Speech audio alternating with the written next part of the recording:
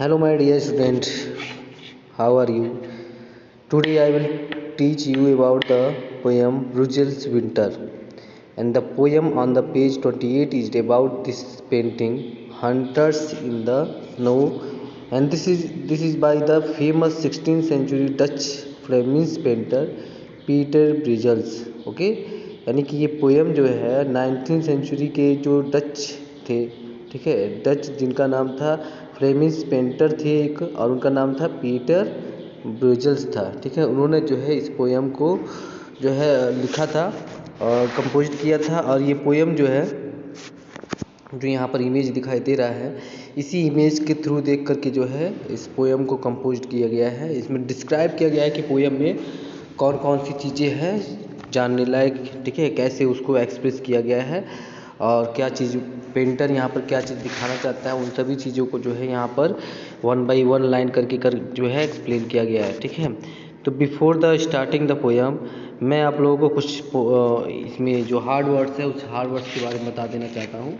ठीक है, जैसे यहाँ पर पहला बताया गया कॉप्स. कॉप्स में तो होता है एक, कह सकते हैं गहरा जंगल, घना जंगल जिसको कह सकते हैं, गहरी छोटा सा झाड़ी के भी कह सकते हैं, घना जंगल जो हो सकता है. ठीक है, तो ये यहाँ क्या मतलब होता है, घना जंगल. ठीक, दूसरा है गैबलेट टैवरन. ठीक है, गैबलेट टैवरन मतलब कि जो यहाँ पर देख रहे होगे बिल्डिंग दिखाई दे रहे हैं, घर दिखाई दे रहे हैं. ठीक है, तो इस जो घर है, मकान है, उसमें जो ये कॉर्नर जैसे निकले हुए हैं, कोने जो है, इसी को हम क्या कहते हैं, ग्लैबलर टॉवर. ठीक, इन शेप्स पर्सपेक्टिव मतलब क्या होता है, नोटिसेबली लुकिंग बिगर, यानी कि हर चीज़ जो है यहाँ पर बड़ा बड़ा दिखाई दे रहा है. ठीक है, बड़ा बड़ा दिखाई दे रहा है. सफरिंग मतलब कि जो एनिमल्स होते हैं, एनिमल्स जो है जब ब्रीथ करते हैं, ब्रीथ करने के बाद जो उसमें साउंड आता है, जो आवाज़ आता है, उसी आवाज़ को जो है स्नफरिंग कहते हैं. ठीक है, अथवार्ट मतलब होता है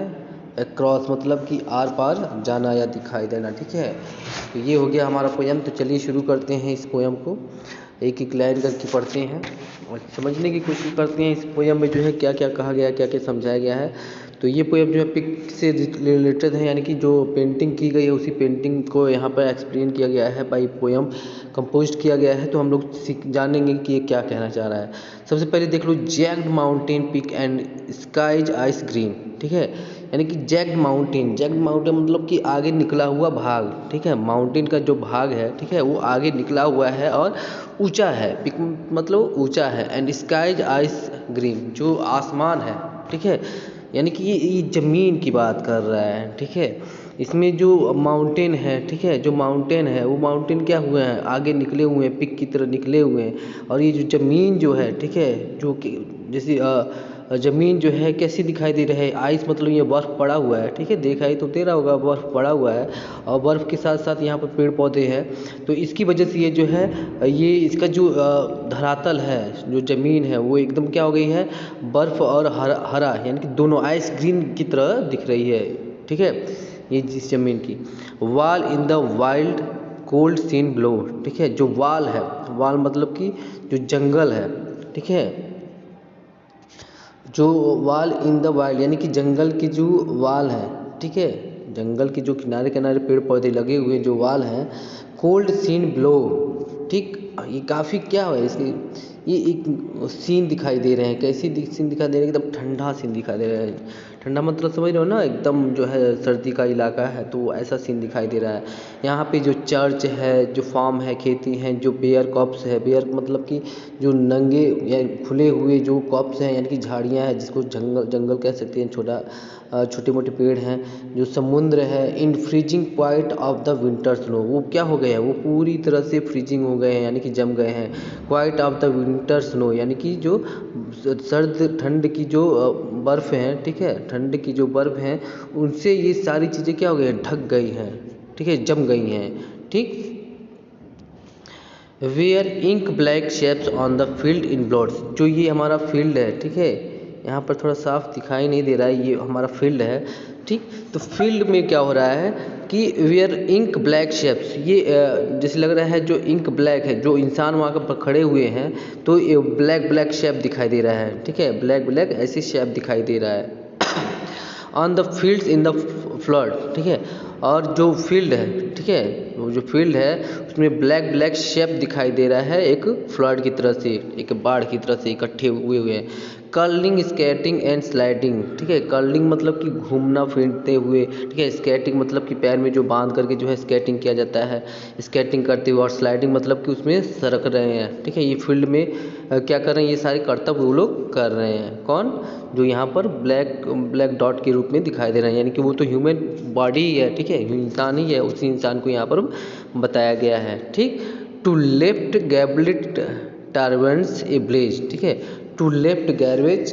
अब यहाँ पर गैबलेट मतलब कि जो छोड़ दिए हैं, ठीक है, टू लेफ्ट मतलब छोड़ दिए हैं, गैबलेट टावन, टावन मतलब गैबलेट टावन मकान का जो कोना है, ए ब्लेज, ब्लेज मीन्स होती है फ्लेम, जिसको कह सकते हैं फ्लेम, मतलब कि होती है एक धारा, ठीक है, एक हल्की आँच, ठीक।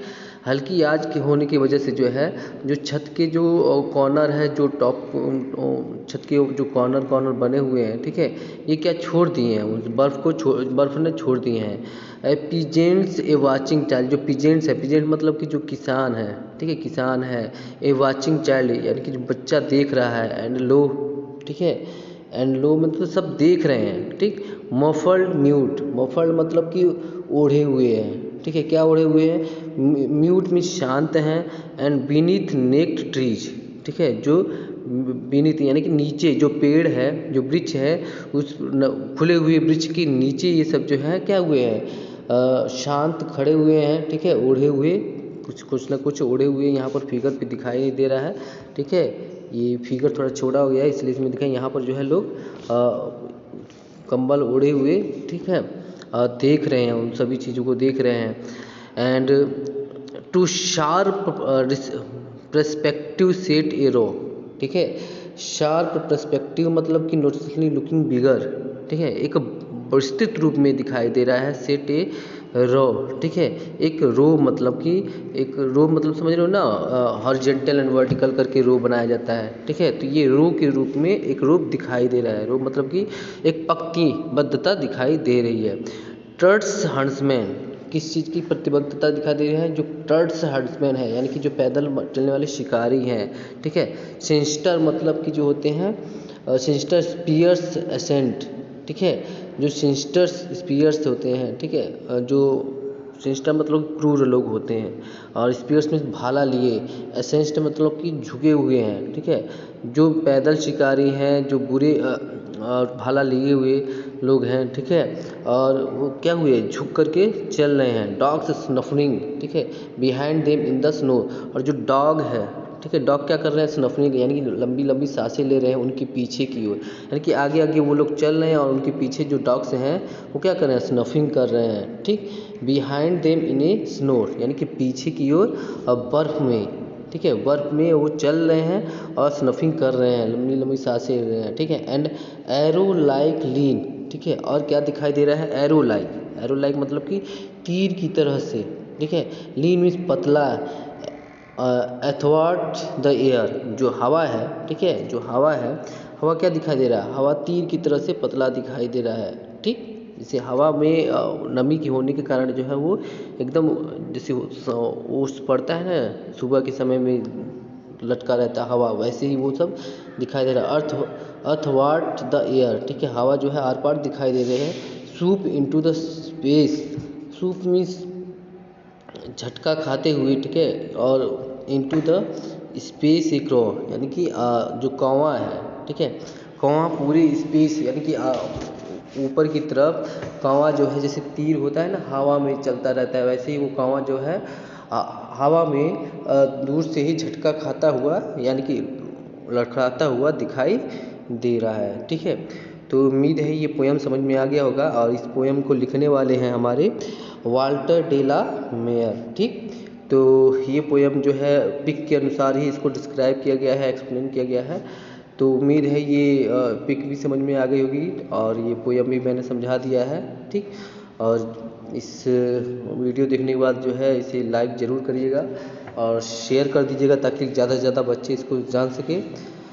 तब तक के लिए धन्यवाद, बेस्ट ऑफ लक।